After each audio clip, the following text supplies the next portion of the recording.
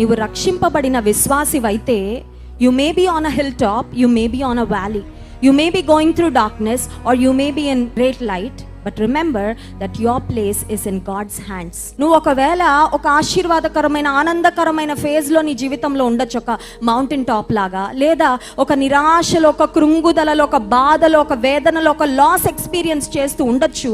అలా ఉన్నా, ఒక చీకటిలో ఉన్నట్లుగా నాకేమీ ముందు కనబడడం లేదండి, నా భవిష్యత్తును గురించి ఒక క్లారిటీ లేదండి అన్న పరిస్థితిలో ఉన్నా, లేదా ఒక చక్కని వెలుగులాగా నీ జీవితంలో అన్నీ కూడా చాలా చక్కగా అమరిపోతూ చాలా చక్కగా సాగిపోతున్నప్పటికీ ఒకటి జ్ఞాపకం ఉంచుకోవాలి, మన జీవితం ఎక్కడ ఉందంటే దేవుని చేతిలోనే ఉంది. హల్లెలూయా.